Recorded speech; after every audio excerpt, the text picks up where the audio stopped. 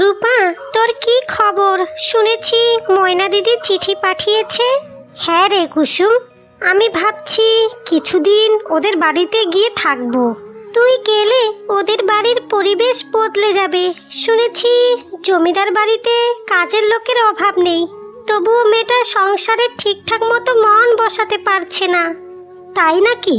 তাহলে তো যত তাড়াতাড়ি সম্ভব আমাকে সেখানে যাওয়া দরকার। ভাবছি ময়নাকে একটু কাজেও সাহায্য করে আসব। এটাই মনে হচ্ছে ভালো হবে রে রূপা। জমিদার বাড়িতে তো আর তোমার মতো লক্ষ্মী সংসারই নয়। তুমি জমিদার বাড়িতে গেলে ময়নার জীবনটা হয়তো আরেকটু সুবিধা হয়ে যাবে।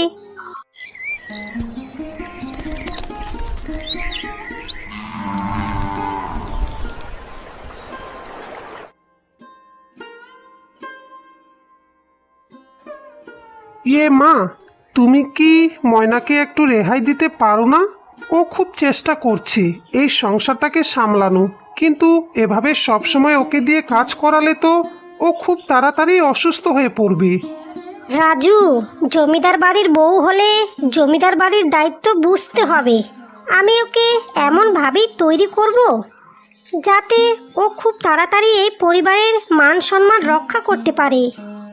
মা, তুমি ভালো করেই জানো আমি তোমাকে কতটা সম্মান করি এবং বিশ্বাস করি। আশা করি তুমি আমার বিশ্বাস আর সম্মানের মর্যাদা রাখবে। ঠিক আছে, আমি সবই বুঝলাম। ওকে একটু এবার সময় দেব, কিন্তু ওকে খুব শক্ত হতে হবে। জমিদার বাড়ির বউ বলে কথা। ময়না, আমি জানি তোমার উপরে অনেক চাপ, কিন্তু তুমি একটু ধৈর্য ধরো। মুক্তি একটু কঠিন, কিন্তু এখানে তোমার মন খারাপের কিছু নেই। কিন্তু কখনো কখনো আমার মনে হয় আমি আর পারছি না। এত শাসন, এত দায়িত্বের মধ্যে আমার মাঝে মধ্যে দম বন্ধ হয়ে যায়। মা আমাকে যা বলেন আমি তো তাই করার চেষ্টা করি, তবুও উনি কেন যেন আমাকে ঠিক পছন্দ করে না। আমার মনে হয় তুমি ঠিক পারবে। একদিন দেখবে, একদিন সব কিছুই ঠিক হয়ে যাবে। আর তোমার বোন রূপা যদি এখানে কদিনের জন্য আসতে পারতো, তাহলে সব কিছুই মনে হয় তোমার আরও সহজ হতো। হ্যাঁ, রূপা আসলে হয়তো সব কিছুই সহজ হয়ে যেত। কিন্তু কি করার আছে, আমাকে তো আমার সংসারের দায়িত্ব বুঝে নিতেই হবে।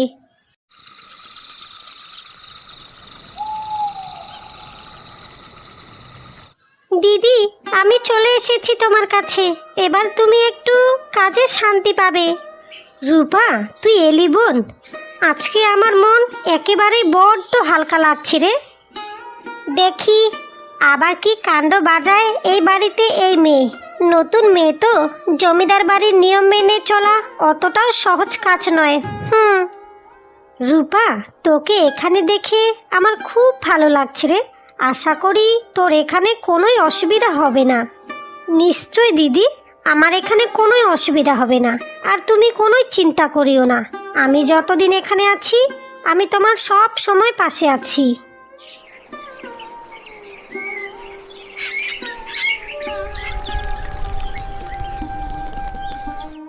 হ্যাঁ, আমাদের প্রতিভা আছে, শুধু একটু ঠিকঠাকভাবে আমাদের কাজে লাগাতে হবে, বুঝেছো? কিন্তু কিভাবে শুরু করব? আমাদের হাতে তো আর এত কিছু নেই। তাহলে কিভাবে সম্ভব? তাহলে ছোট থেকে শুরু করি। আমাদের হাতে যা আছে তা দিয়েই বরং আগে শুরু করা যাক, তারপরে দেখা যাবে কি করা যায়। একদম ঠিক বলেছ। আগে আমাদের প্রথম বিশ্বাস রাখতে হবে যে আমরা পারবো। আমাদের হাতের কাজ দিয়েই আমরা শুরু করতে পারি।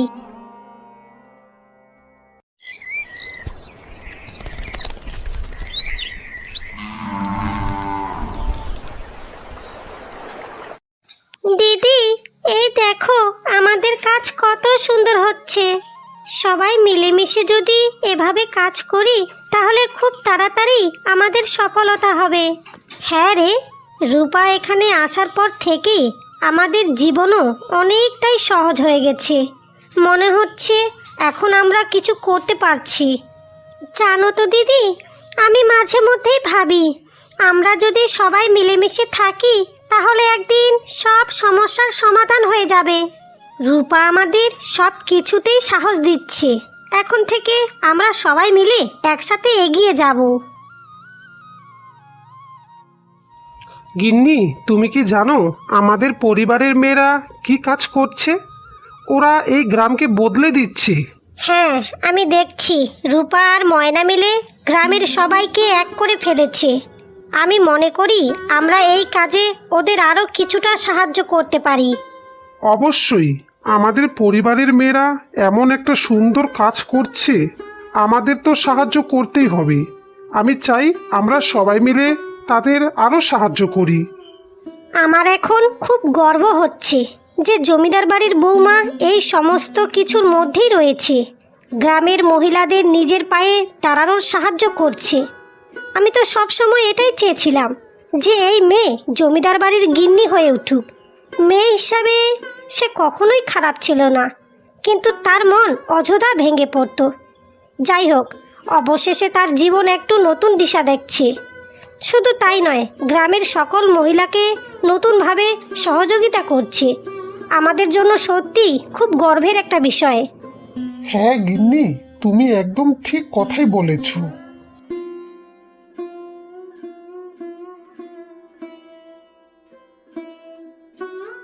এই মেয়েরা কি সুন্দর হাতের কাজ করেছো গো। হ্যাঁ, আমরা সব কিছুই নিজের হাতে তৈরি করি, আর সব কিছু আমাদের নিজেদের উদ্যোগ। আপনাদের জন্য আমরা অনেক কিছু তৈরি করে রেখেছি। এখানে দেখুন আপনাদের কোনটা পছন্দ হয়। কি সুন্দর গো তোমাদের হাতের কাজ, আমার তো ভীষণই ভালো লেগেছে। আপনি যদি চান তাহলে আপনিও এরকম সুন্দর সুন্দর হাতের কাজ করে বিক্রি করতে পারেন। কিন্তু কিভাবে? আমি তো এসব বানাতে পারি না, তাহলে আমি কিভাবে বিক্রি করব? সেসব শিখিয়ে দেবার দায়িত্ব আমাদের। আপনি যদি কাজ করতে চান তাহলে আমরা আপনাকে এই সমস্ত রকমের কাজ শিখিয়ে দিতে পারি। কিন্তু হ্যাঁ, আপনি কাজ শিখে যাবার পরে আমাদের সাথে মিলেমিশে কাজ করতে হবে। হ্যাঁ, এ তো খুব ভালো প্রস্তাব। এতে করে আমিও নতুন কিছু হাতের কাজ শিখতে পারবো, আবার অল্প কিছু রোজগারও করতে পারবো।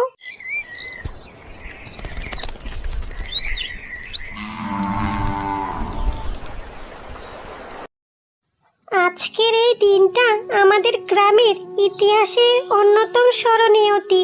তোমাদের কঠোর পরিশ্রম ও প্রতিভার ফলেই এটা আজকে সম্ভব হয়ে উঠেছে। আমরা সবাই মিলেমিশে কাজ করেছি, তাই এগুলো সম্ভব হয়েছে। রূপা, তুমি আমাদের পরিবারের মান সম্মান রক্ষা করেছো, তাই আজকে থেকে তুমিও আমার মেয়ের মতো, মেনকা ও ময়নার মতো। আজকে থেকে তুমিও এই জমিদার বাড়ির একজন সদস্য, বুঝেছো? হ্যাঁ মা, রূপাকে ছাড়া আজকে আমরা সাফল্য পেতাম না। হ্যাঁ রে বোন, তুই আমাদের বাড়িতে আসার পরেই আমার জীবনটাও এত সুন্দর হয়ে গেছে। তুই না আসলে আমি হয়তো এই সংসারের বোঝা সামলাতেই আর পারতাম না। আর মা, আমি তোমাকেও বলি, তুমি রূপাকে যেমন কঠোর মনে করেছিলে, সে আসলে তেমন মেয়েই নয়। ওর মধ্যে যে সৎ, সাহস ও প্রতিভা আছে, তা আমাদের সবাইকে প্রেরণা যোগায়। দিদি, মেনকা, দাদা, এই পরিবারটা এখন আমারও পরিবার। আজকে থেকে জমিদার বাড়িতে আমরা সবাই মিলেমিশে একসাথে থাকবো আর কাজ করব, আর আমাদের মধ্যে কোনো ভেদাভেদ থাকবে না। কেমন? বাহ, আমি তো এতদিনে এই কথাটাই শুনতে চাইছিলাম। আমরা সবাই মিলেমিশে একসাথে থাকলে আমাদের জীবনে কোনো সমস্যাই আসবে না। আর হ্যাঁ, সবাইকে একসাথে মিলেমিশে কাজ করতে হবে।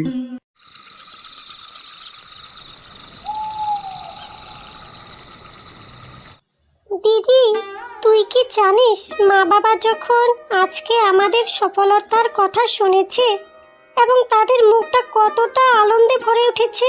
তুমি বিশ্বাস করবে দিদি?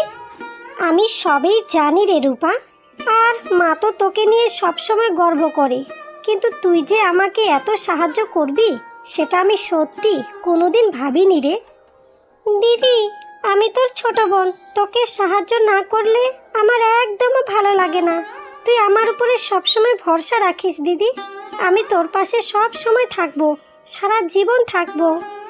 তোমাদের দুই বোনের এই মিষ্টি কথাগুলো শুনতে আমার না বড্ড ভালো লাগে। কিন্তু রূপা, তুই তো আর এখানে বেশি দিন থাকবি না, তাহলে তুই আবার এখানে কবে ফিরবি বল তো?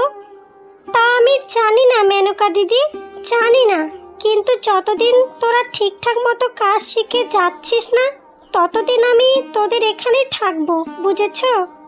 বোন রে, তুই যেখানে থাকবি আমাদের মন সবার ঠিক তোর সাথেই থাকবে রে। জমিদার বাবু, আপনার মেয়েরা যে উদ্যোগ নিয়েছে তারা সত্যি প্রশংসার যোগ্য। আমাদের গ্রামটা এখন উন্নতির পথে এগোচ্ছে জমিদার বাবু। এসব সবই আমাদের মেয়েদের কঠোর পরিশ্রমের ফল। আমি চাই আমরা সবাই মিলে এই গ্রামটাকে আরো উন্নতির পথে নিয়ে যাই। আমরা যদি একসাথে সবাই কাজ করি তবে আমাদের এই গ্রামটা সবার কাছে একটা সুন্দর পরিবেশ হয়ে উঠবে। আমাদের মেয়েদের কাজের জন্যই আজ আমরা মহিলারা একটা সুন্দর স্বপ্ন দেখতে পাচ্ছি। রূপা, তোর বিশ্বাসে আমরা সবাই সাহস পেয়েছি। তুই আমাদের জন্য যা করেছিস তা আমরা কোনোদিনও ভুলবো না। দিদি, আমাদের উচিত নতুন নতুন উদ্যোগ নেওয়া। আমাদের গ্রামের মহিলারা সবাই যদি একসাথে কাজ করে তাহলে আমরা ঠিক ধীরে ধীরে আরো সফল হব। আজকের রাতটা যেন একটা অন্যরকম রাত। আজকে আমাদের পরিবারের মধ্যে এত ভালোবাসা, এত আনন্দ আমি অনেক দিন পর আবারও দেখেছি। হ্যাঁ গিন্নি, এটা সত্যি খুব সুন্দর একটা মুহূর্ত। আমাদের এই সুখের সংসার যেন এইভাবে সারা জীবন অটুট হয়ে থাকে। এই সব কিছু সম্ভব হয়েছে কারণ আমরা সবাই একে অপরকে ভালোবাসি বলে, আমাদের মধ্যে কোনো ভেদাভেদ নেই বলে। এই সংসারেই আজকে থেকে ময়নার। তাই আমি চাই আমাদের সম্পর্ক আরও মজবুত হোক এবং আমরা সবাই মিলে সুখে থাকি। তুমি এই কথাটা একদম ঠিক বলেছ গিন্নি। তুমি জানো, আজকে আমি আমার ছেলের বউকে নিয়ে খুব গর্বিত। আমি তো সবসময় এমন বউই চেয়েছি।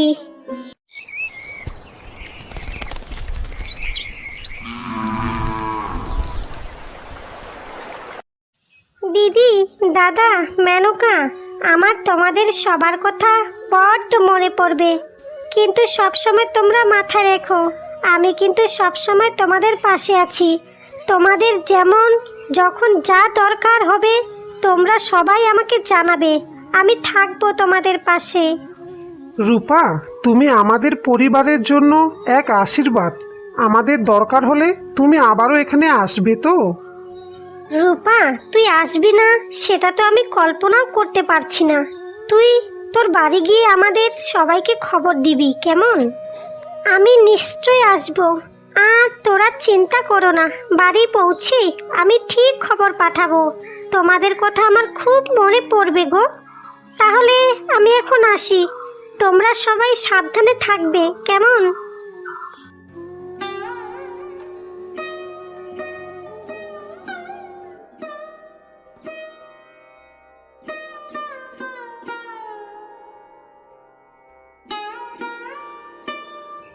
মা, আমাদের পরিবারের মধ্যে এখন এক অন্যরকম শান্তি রয়েছে।